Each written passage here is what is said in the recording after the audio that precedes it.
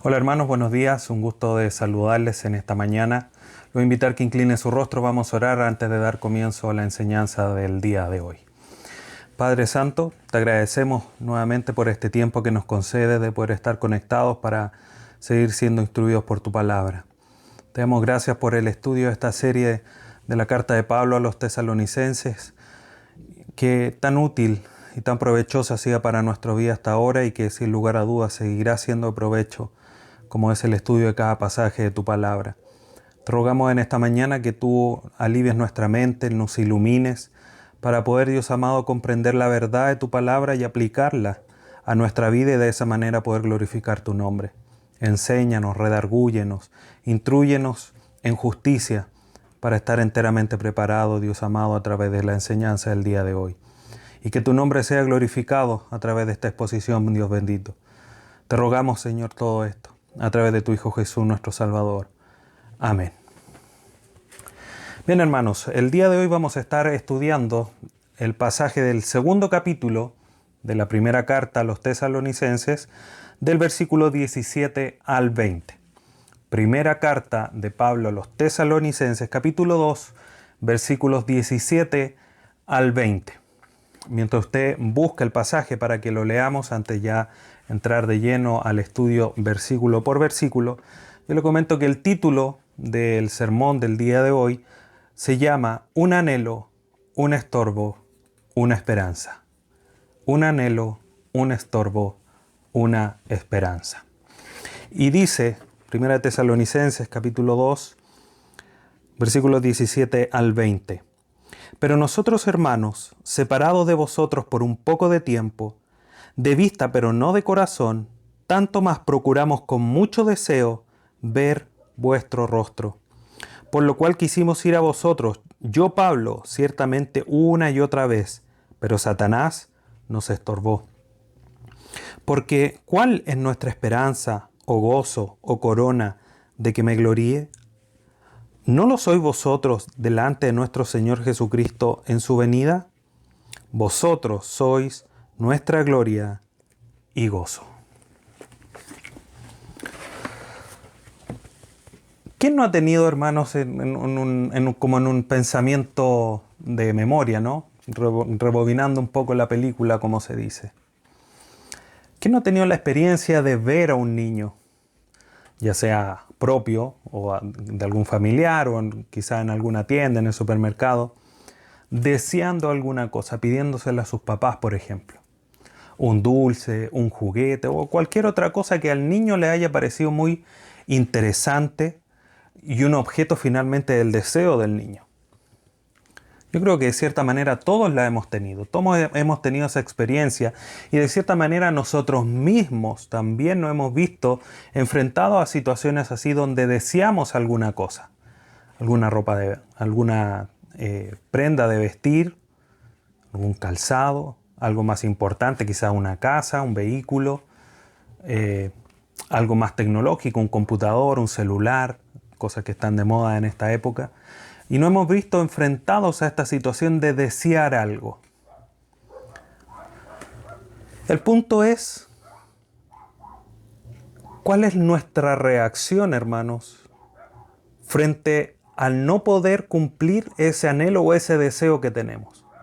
Cuando nos enfrentamos quizá a nuestros propios hijos o cuando hemos visto a familiares o incluso a niños, como comentaba recién en alguna tienda en particular, los niños generalmente pueden responder con llanto, con una pataleta o un berrinche, porque no se les ha concedido lo que ellos quieren.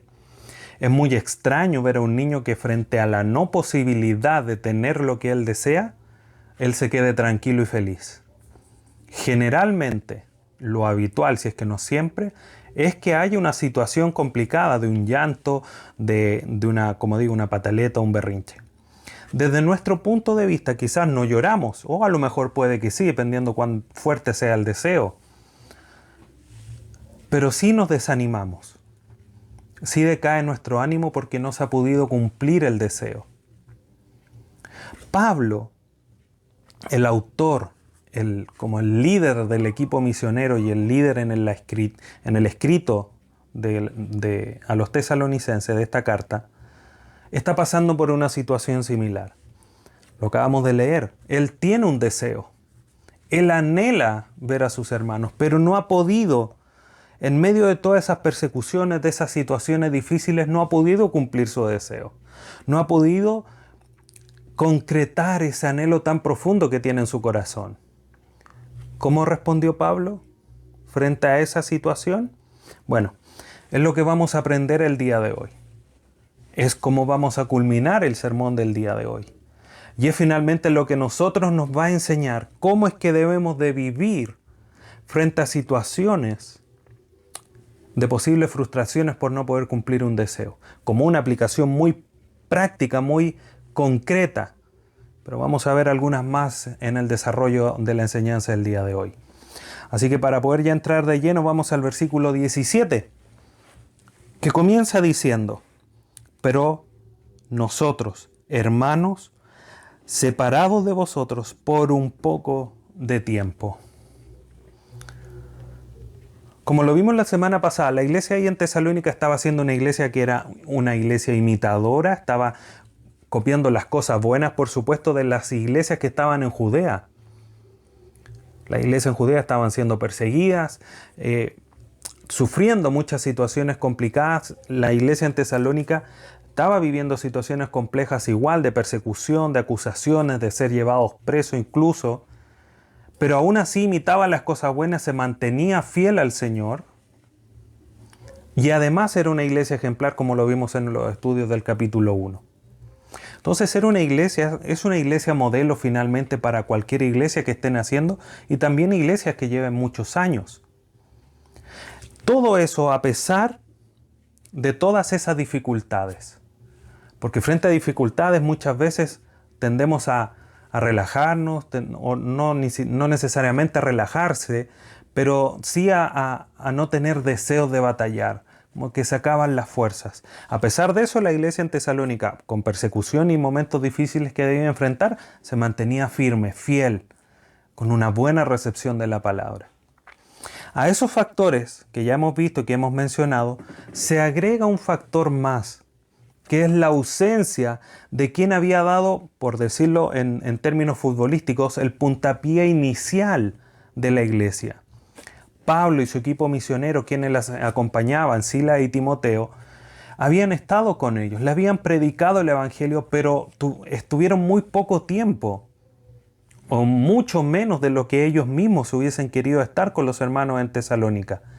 Fueron de alguna manera empujados a salir por resguardo de sus vidas por la persecución que estaban teniendo ahí en la ciudad de Tesalónica. Y tuvieron que huir a Berea y hasta allá incluso los persiguieron, como lo vimos en la introducción a esta carta. Entonces, Pablo y el equipo misionero no estaban presentes. Ellos hubiesen querido estar más. Recordemos, en la iglesia a los Efesios, cuando estuvo en ese lugar, en la ciudad de Éfeso, estuvo cerca de 2-3 años. Acá, recordando un poco lo que ya hemos visto, estuvo solamente un par de semanas. Entonces, el tiempo que Pablo estuvo fue un tiempo muy limitado. Aún así, la iglesia se mantuvo firme y en ese sentido, obviamente, es una obra de Dios que hizo en el corazón, en la vida de los hermanos ahí en la ciudad de Tesalónica, para que se mantuviesen fieles. Pero sin lugar a duda que Pablo hubiese deseado estar mucho más tiempo con los hermanos ahí en Tesalónica. Entonces Pablo comienza y dice: pero nosotros, hermanos, separados de vosotros. Manifiesta ese pesar, ese dolor, de cierta manera, que había en su corazón por no poder estar presente con los hermanos en Tesalónica como él hubiese deseado. Cuando habla de separados, manifiesta esta palabra la idea de alguien que ha sido arrancado del lado de un ser querido.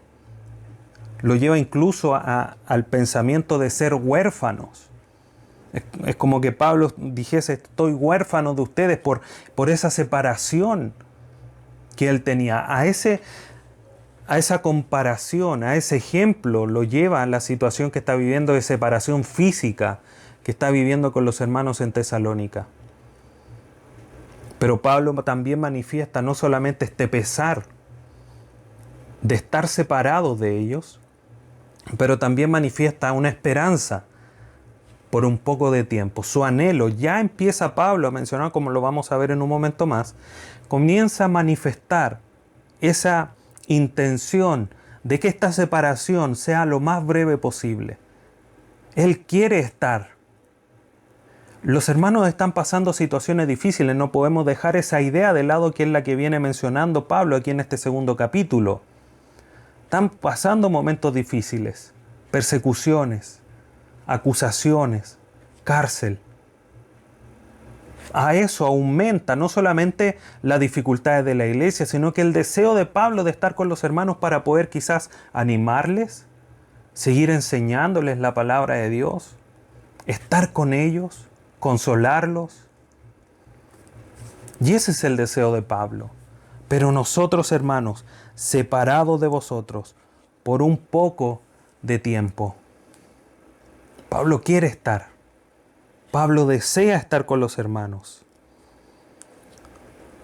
Y les continúa diciendo, de vista, pero no de corazón, tanto más procuramos con mucho deseo ver vuestros rostros. Había una distancia física, sin lugar a dudas, Pablo lo manifiesta, estamos separados de vosotros. Nosotros, hablando del equipo misionero, estamos separados de vosotros. Hay una distancia física entre los hermanos de Tesalónica y el equipo misionero. Eso no hay lugar a duda. Pero la distancia física, la distancia en kilómetros que pudiese haber, no se comporta de la misma manera que las emociones. Pablo, el corazón de Pablo, la mente de Pablo y del equipo misionero estaban con los hermanos en Tesalónica. Había distancia física, pero eso no se comporta igual que la distancia emocional. Habían quizás muchos kilómetros de distancia, días de viaje, pero el corazón y la mente estaba al costado, ahí pegado a los hermanos de Tesalónica. Había un deseo, una preocupación. A pesar de que no se podían ver, a pesar de esa distancia, no todo quedaba en eso, en la distancia y el no poder verse. Habían emociones involucradas. Había un deseo de poder estar. Estaban separados de vista. Era una separación física, pero no de corazón. Habían emociones que estaban arraigadas a pesar del corto tiempo. Habían emociones que estaban arraigadas entre Pablo, el equipo misionero, y los hermanos en Tesalónica. Y eso lo llevó no solamente a una proclamación de palabras, de emociones, de cosas que no fueran tangibles, sino que los llevó a la acción. Pablo y su equipo misionero, o el equipo misionero que andaba con él, buscaron la forma de regresar y estar con los hermanos. Lo dice claramente el versículo. Tanto más procuramos con mucho deseo ver vuestro rostro. No tenemos detalles, el pasaje, la historia en esta carta, en el libro de Hechos, no nos dice cuáles fueron lo que Pablo hizo, cuáles fueron los intentos que él hizo para buscar, para procurar la opción de poder verlos. Pero ciertamente Pablo dice, tanto más procuramos con mucho deseo. Esa palabra procurar da la idea de apresurarse, de ponerle empeño, de esforzarse para conseguir ¿qué cosa? Poder verlos, poder viajar, poder estar con los hermanos. Las emociones, el deseo del corazón, esta situación difícil de estar separados, lo llevó a la acción. Y Pablo manifiesta así que él tiene un ministerio apasionado, un ministerio emocional, en el buen sentido de emocional. Hay emociones involucradas. No solo las palabras, sino que la vida misma de Pablo es una muestra de este ministerio apasionado, deseoso de estar con los hermanos. Pablo anhelaba, y ese es el anhelo que Pablo tiene junto al equipo misionero, de estar con los hermanos. Ellos anhelaban verlos, no solamente escuchar que eran una iglesia ejemplar, una iglesia que estaba imitando, no solamente tener noticias de un tercero o de uno de ellos mismos. Pablo quería estar ahí, Pablo quería estar con ellos y se esforzó por hacerlo. ¿Por qué no lo logró? Ya lo vamos a ver. Pero hermano, cuando tú tienes un deseo particular, y aquí me voy netamente a lo espiritual, si tu corazón muchas veces te dice, me falta oración, no estoy orando, no estoy leyendo la palabra, y hay una emoción que embarga tu corazón de tristeza porque no estás pudiendo cumplir, ¿cuál es el esfuerzo? ¿Cuáles son las acciones que estás llevando a cabo para poder cumplir ese anhelo de poder orar más, de poder leer más la palabra?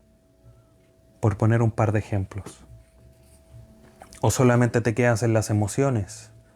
¿Solamente te quedas en el, sí, yo quiero orar más?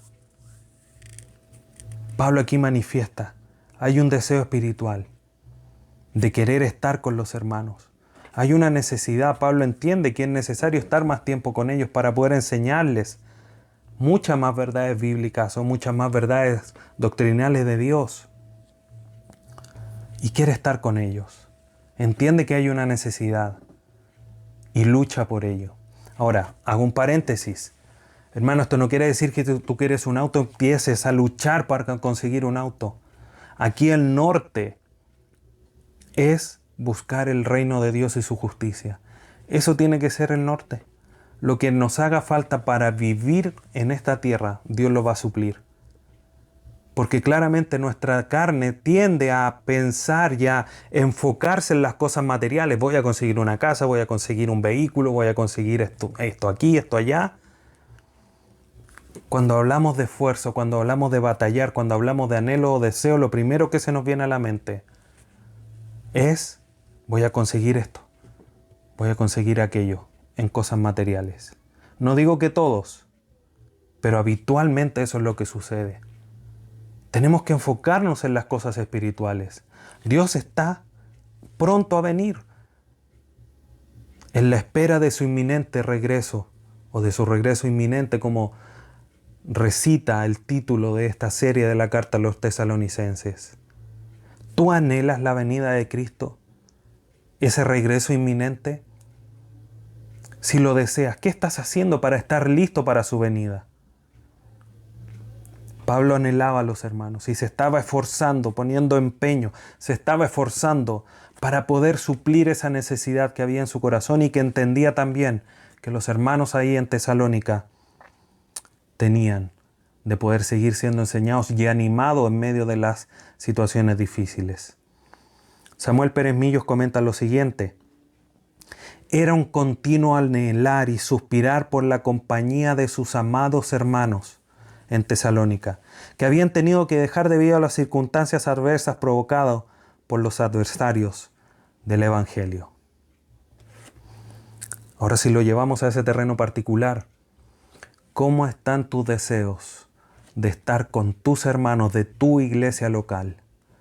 Hoy día no podemos reunirnos, por las razones que sean, pero ¿cuánto anhela tu corazón estar con los hermanos? ¿Hay un deseo apasionado de estar con los hermanos, de visitarse, ya que a lo mejor no nos podemos reunir de una manera presencial, pero de visitarse dentro de todo el cuidado que hay que tener? ¿O ya normalizaste toda esta situación y ya es un poco irrelevante si se está o no se está reunido presencialmente? Que el Señor nos ayude a no normalizar esta situación, hermanos. Hay que ser cuidadosos, por supuesto que sí. Pero no podemos dejar que todo esto apague el deseo de vernos, el deseo de estar, el deseo de abrazarnos, de animarnos y de cumplir presencialmente todos esos mandatos que estudiamos en la serie Los unos a los otros, que solamente son posibles cuando hay una vida de iglesia en comunión, formando parte del cuerpo de Cristo, como miembros del cuerpo de Cristo en una iglesia local en particular como es la nuestra. No podemos olvidar eso. Versículo 18. Por lo cual quisimos ir a vosotros, yo Pablo ciertamente, una y otra vez. Entonces, Pablo comienza como que reafirma su idea que ya está mencionando. Hay una manifestación externa del deseo interno. Es lo único que manifiesta realmente lo que hay en tu corazón, las acciones que tú haces para cumplir esos deseos. Sí, yo quiero orar más. ¿Qué estás haciendo para orar más? Yo quiero leer su palabra. ¿Qué estás haciendo? Si no hay esfuerzo, no hay acciones externas, se puede poner completamente en duda el deseo interno. Pablo manifiesta aquí que una y otra vez insistió por cumplir su deseo de ir y estar con los hermanos en Tesalónica, su anhelo, su deseo. Había un problema, que era estar lejos, estar separados. La solución, obviamente, sencilla, ir a verlos. Así de simple podríamos decir, y es obvio, ¿no? Si hay separación, la única manera de poder cortar esa separación es ir y estar presente. Esa era la solución.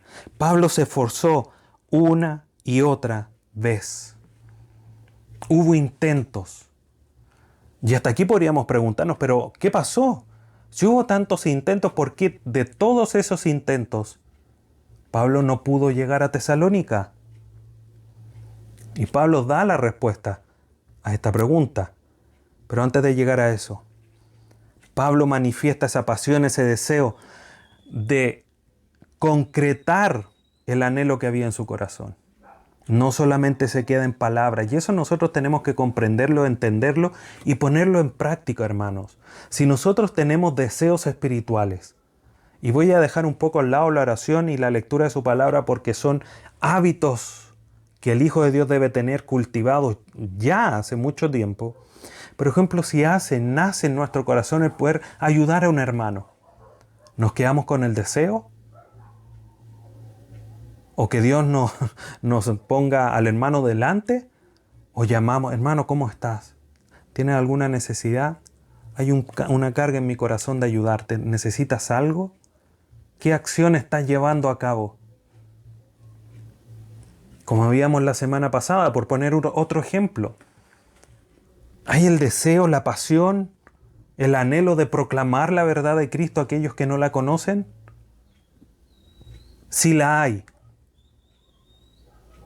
¿cuáles son las acciones que estás llevando a cabo para poder cumplirla?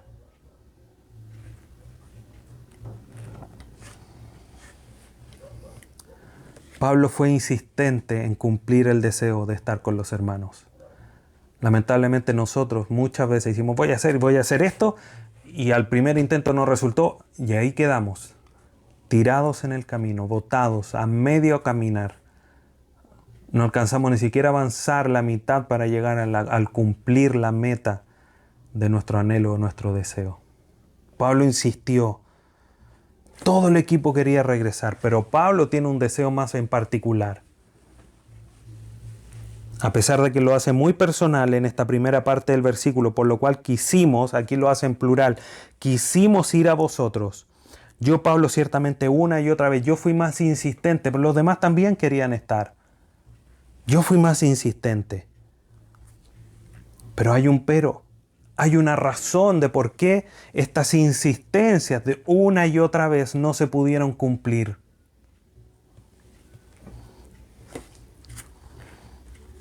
¿Cuál fue la razón? La segunda parte del versículo 18 lo dice. Pero Satanás nos estorbó. Los esfuerzos finalmente no pudieron concretarse.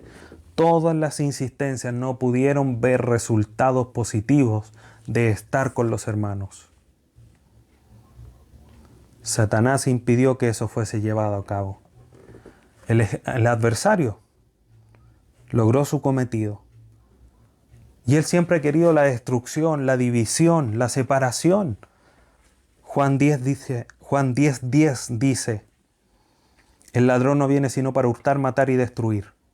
Yo he venido para que tengan vida y para que la tengan en abundancia. el acusador, Satanás, el adversario, todos títulos de nuestro enemigo espiritual, quería la división. Que los hermanos en Tesalónica no fueran consolados, no fueran más instruidos en la palabra. En Hechos 16 hay una historia similar. Pablo quería ir a un lugar.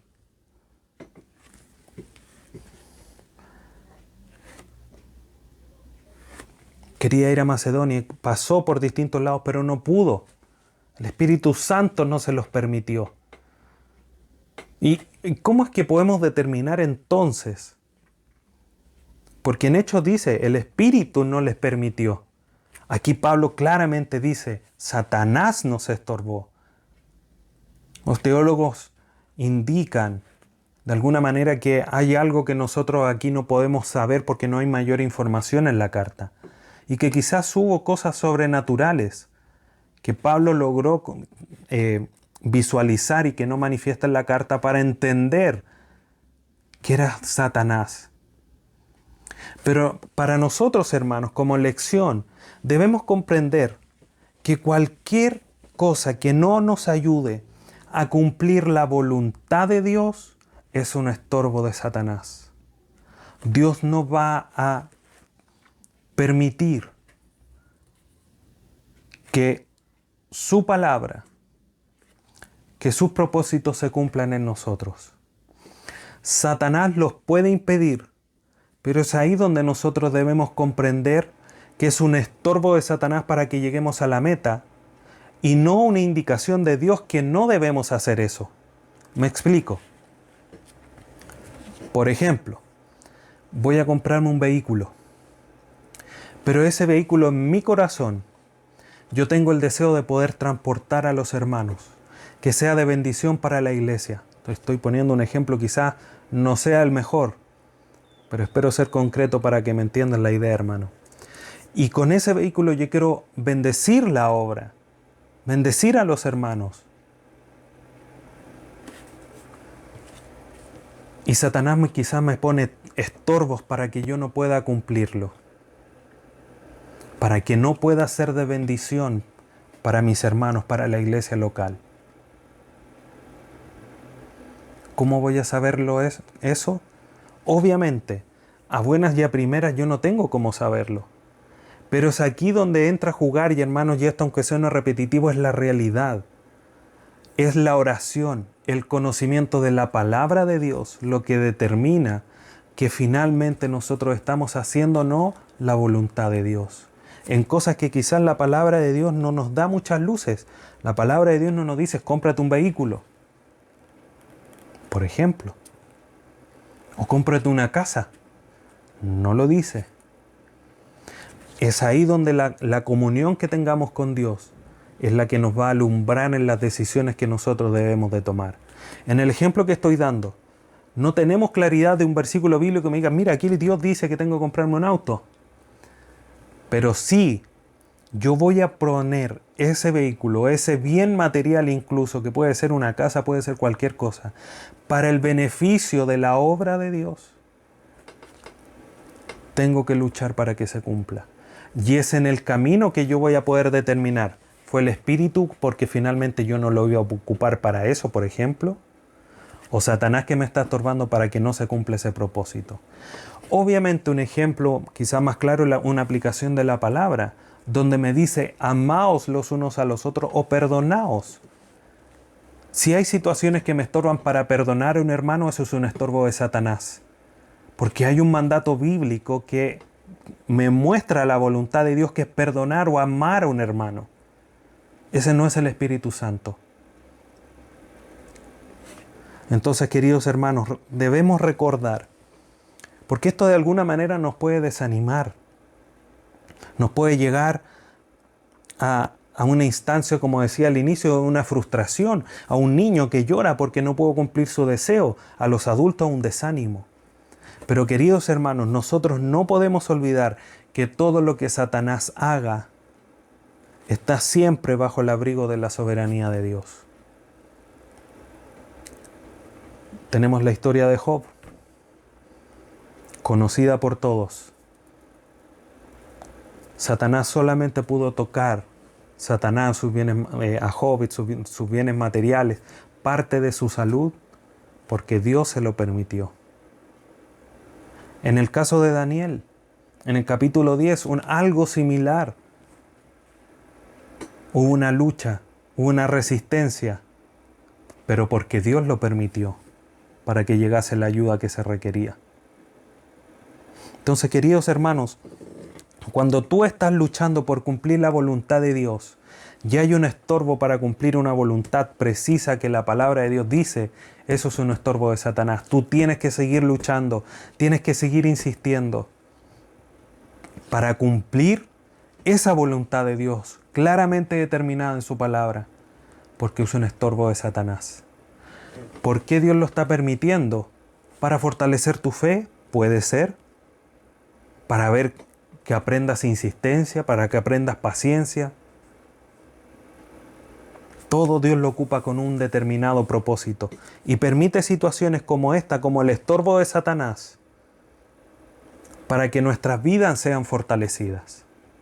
Entonces no debemos desanimarnos. Lo que sí debemos hacer es procurar siempre tener claridad de cuál es la voluntad de Dios a través del conocimiento de su palabra.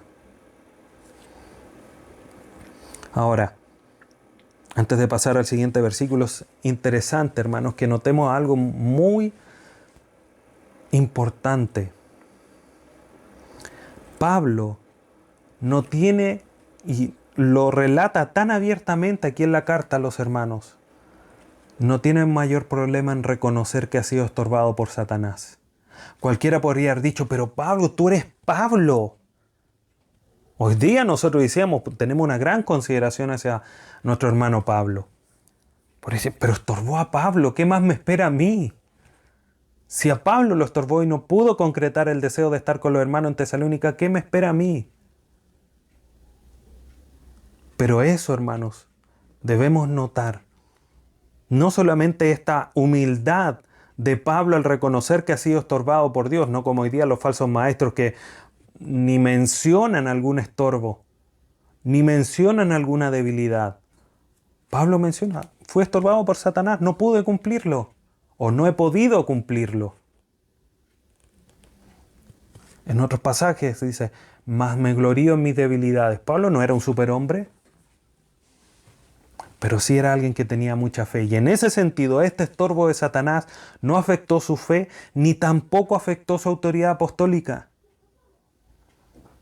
Entonces aquí no es cosa de creerse superhermanos, superhombres, supermujeres, porque debemos reconocer las realidades. Y es eso lo que nos va a dar la capacidad de seguir luchando. Y no volvernos ciegos de que Satanás no nos puede hacer nada. A nuestro cuerpo, tal como a Job, por supuesto que lo puede tocar, pero solo porque Dios le dé el permiso, la autorización.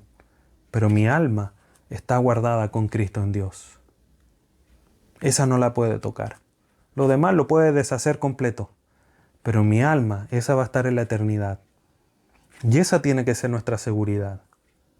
Samuel Pérez Millos comenta, no debemos olvidar que cuanto más trabajo en la obra del Señor, más fidelidad en la vida cristiana, más lealtad a la palabra, más insistencia en la oración, la lucha contra los poderes diabólicos se intensificará.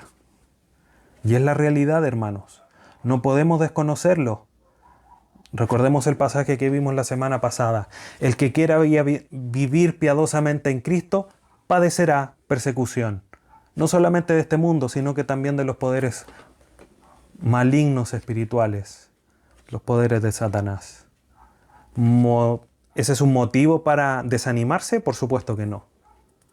¿Pablo estaba desanimado? No estaba desanimado y lo vamos a ver enseguida. Pablo estaba animado, había un deseo fuerte, un genuino anhelo en su corazón, potente, que quería concretar e ir a Tesalónica.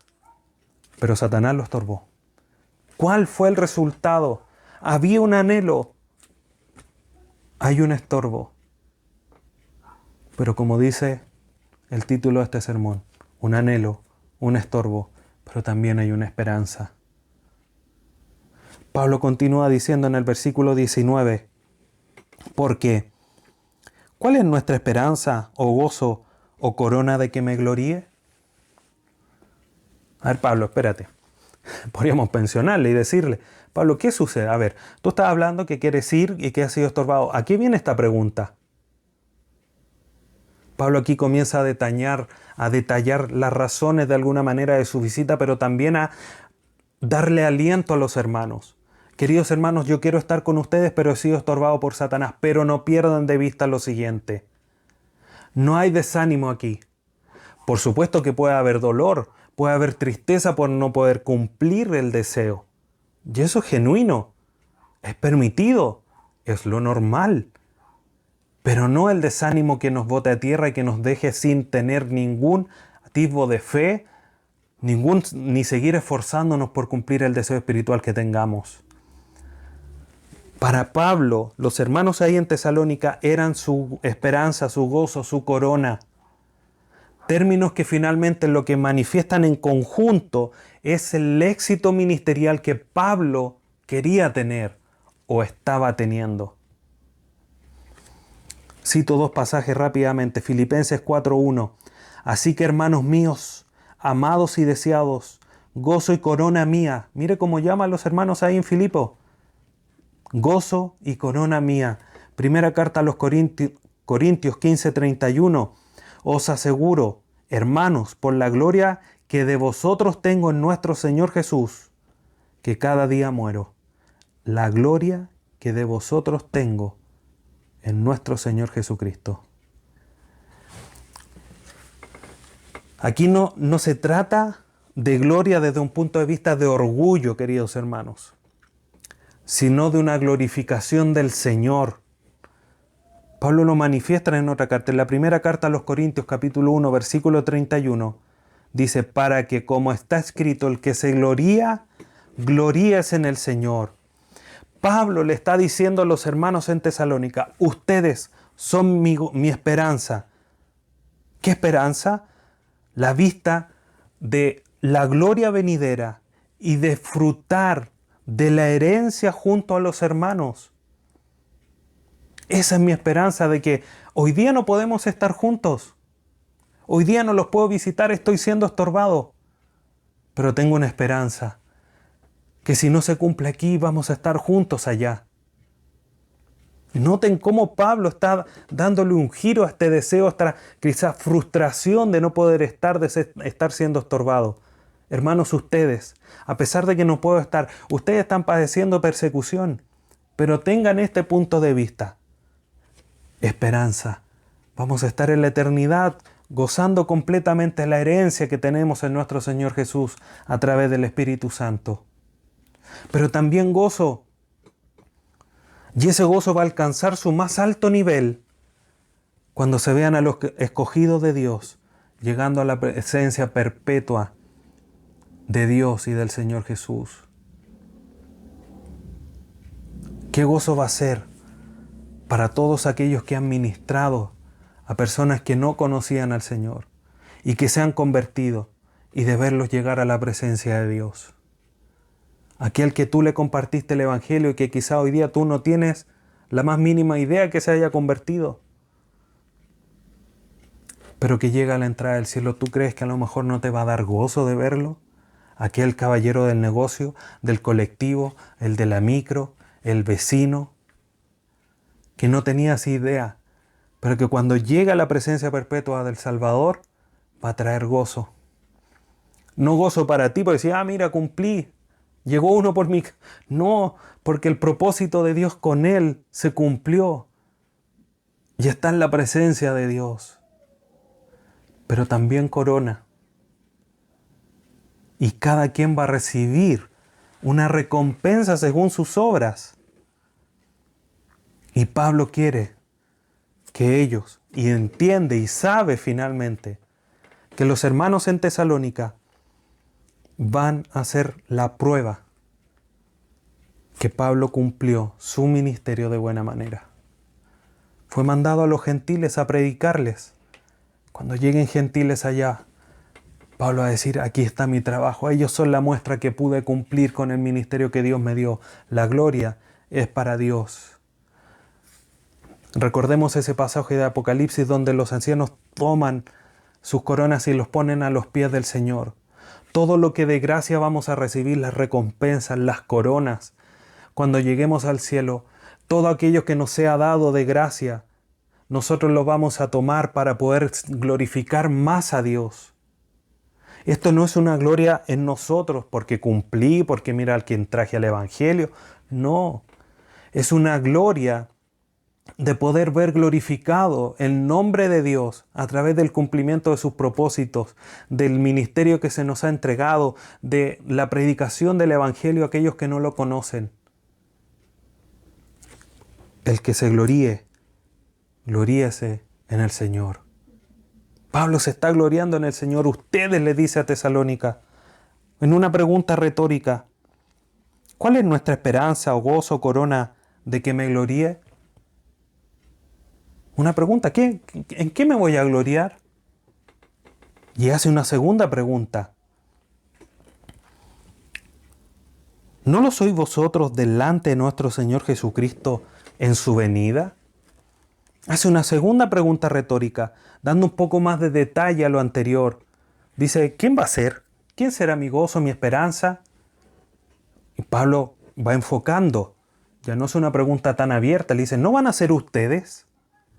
Los creyentes van a hacer esa muestra. Por eso, tal cual como le dice ahí a los hermanos en Filipo, así que hermanos míos, amados y deseados, gozo y corona mía delante de Dios. Y eso es lo importante. Es el foco de la esperanza de Pablo y en la que tiene que ser también la de nosotros, hermanos. La realidad de la gloria de los creyentes se hará realidad, una realidad concreta en la venida de nuestro Señor Jesús. Filipenses 2:16, así de la palabra de vida, para que en el día de Cristo yo pueda gloriarme, dice Pablo, de que no he corrido en vano, ni en vano he trabajado. ¿Se imaginan Pablo llegar al cielo? Y ninguna de los hermanos, ni en Tesalónica, ni en Éfeso, ni en Filipo, ni en Galacia, nadie llegara al cielo. Oiga, trabajé en vano. Pero qué gozo va a ser que Pablo vea cumplido. Y eso es finalmente lo que está tratando de manifestar. El gozo que va a haber cumplido el propósito de Dios en su vida al ver hermanos de Tesalónica, de Filipo, de Éfeso, de Galacia, de Roma, convertidos por la predicación de su evangelio. Y cuántos más que hemos creído por lo que Él dejó escrito. Obviamente, siendo instrumento de Dios. Porque el que se gloríe, gloríese en el Señor.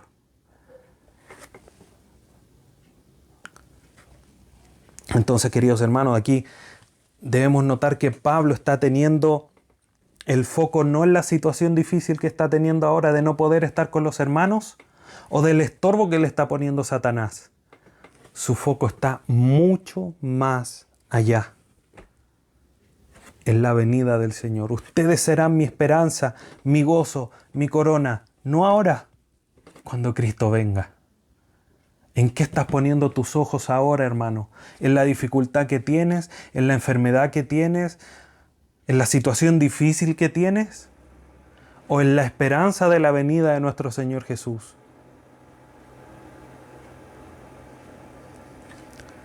Warren Wiersbe comenta, el creyente que no ha tratado sinceramente de ganar a otros para Cristo, no experimentará esta gloria y gozo cuando Cristo venga.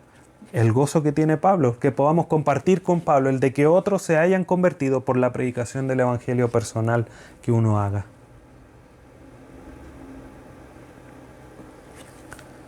Versículo 20. Cito nuevamente a Warren Wiersbe antes de ir al versículo 20. En tiempos de dificultad y prueba, es importante que nuestra vista se extienda más allá de lo presente. ¿A dónde estás extendiendo tu vista?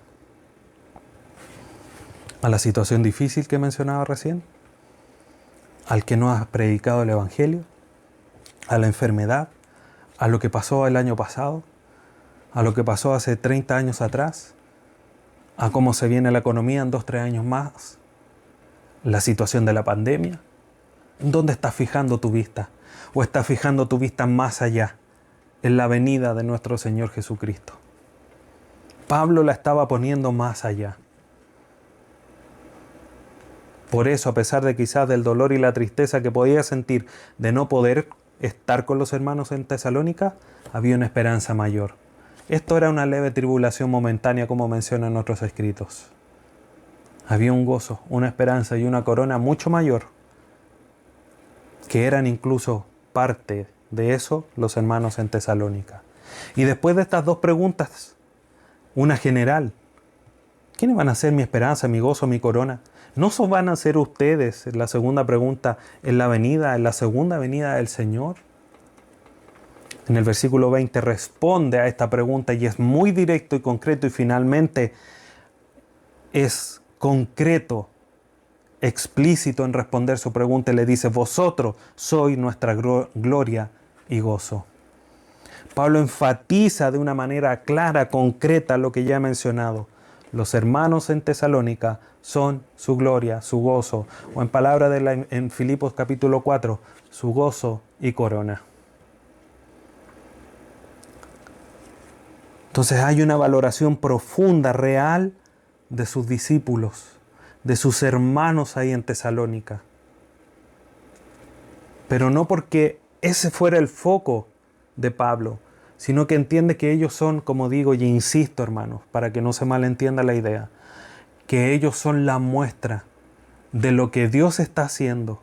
Como mencioné la vez anterior, hay una obra sobrenatural de Dios en la vida de los Tesalónica y también en nosotros, por lo cual Pablo estaba agradecido porque ellos pudieron creer, recibir la palabra y que la palabra estuviese llevando vida, estuviese llevando fruto, actuando en la vida de los hermanos. Esa era una obra sobrenatural de Dios en la vida de los hermanos en Tesalónica.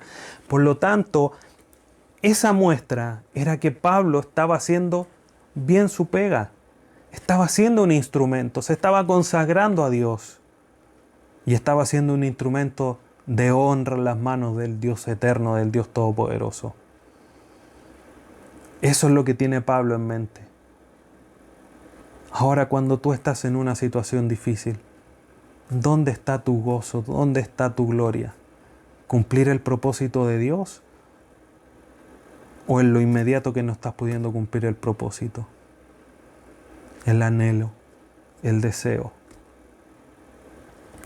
Para ir concluyendo, hermanos, ¿cuánto deseo tienes de los hermanos con quienes has crecido, con quienes has creído, con los que formas una iglesia local? ¿Tienes deseo de verlos? ¿Tienes anhelo de verles? ¿Qué estás haciendo para poder cumplir el deseo de estar juntos en medio de toda esta situación de pandemia?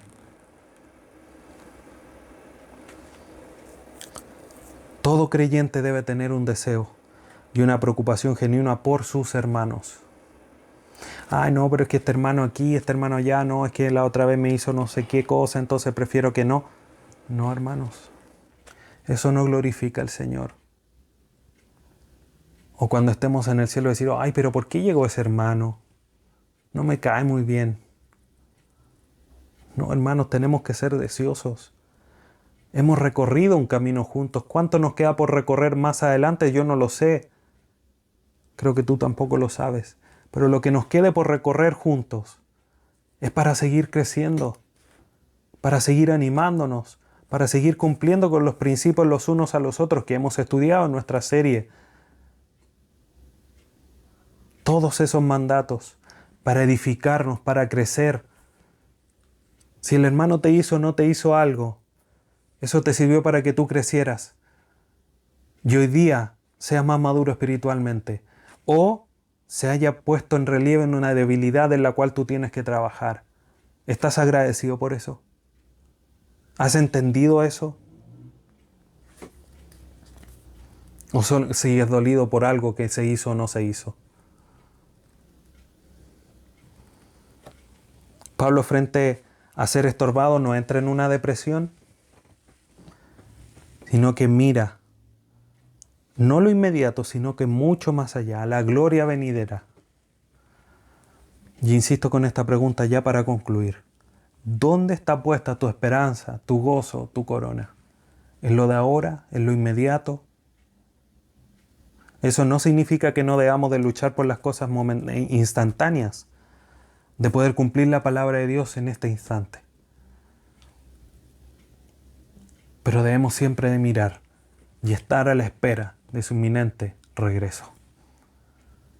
Un anhelo, un estorbo, pero también una gran esperanza en la venida de nuestro Señor Jesús, donde todo va a cesar, lágrimas se van a secar, ya no va a haber más llanto ni dolor, va a ser alegría, ya no va a haber más lucha contra el pecado. Pero no sea nuestro deseo mezquino de poder ver eso cumplido en nuestras vidas, sino que el nombre de Dios sea glorificado al verse cumplido todo lo que Él ha manifestado a través de su palabra, y donde muchos van a decir, lo que estos fanáticos decían era verdad. Sí, pero no era nuestra verdad, era la verdad de Dios, y que su nombre sea glorificado. Luchemos, hermanos, por cumplir el propósito de Dios. Tenemos anhelos, activemos en ellos, luchemos por ellos. Somos estorbados, sigamos adelante. No nos decaigamos, porque hay una gran esperanza futura. Oremos. Padre eterno, te damos gracias, Padre bendito, por esa gran esperanza que tenemos, de que Cristo venga a buscarnos, que sea llevada aquella esposa que vino a preparar la iglesia a la eternidad. Todos aquellos que por misericordia, por tu designio, por tu voluntad han creído en tu Hijo, en nuestro Salvador, podamos estar delante de ti. Eso es una maravillosa esperanza, pero que muchas veces no la tenemos tan en la vista como deberíamos. Pero gracias porque hoy día nos recuerdas, nos enseñas, nos instas a no mirarnos, a no quedarnos en las cosas inmediatas, sino que nuestro mayor anhelo, nuestra mayor esperanza, sea aquel regreso, donde gozo, corona, esperanza serán cumplidos al ver tu propósito mayor, tu plan completo de redención cumplido, y tu nombre va a ser glorificado por las naciones. Gracias, Padre bendito, por tu palabra en esta mañana. Ayúdanos a seguir batallando, a seguir adelante y a tener siempre el discernimiento de comprender cuándo es una guía de tu Espíritu Santo o cuándo es un estorbo de Satanás en nuestro diario vivir. Te agradecemos en esta mañana. Te pedimos todo esto para tu gloria. Amén.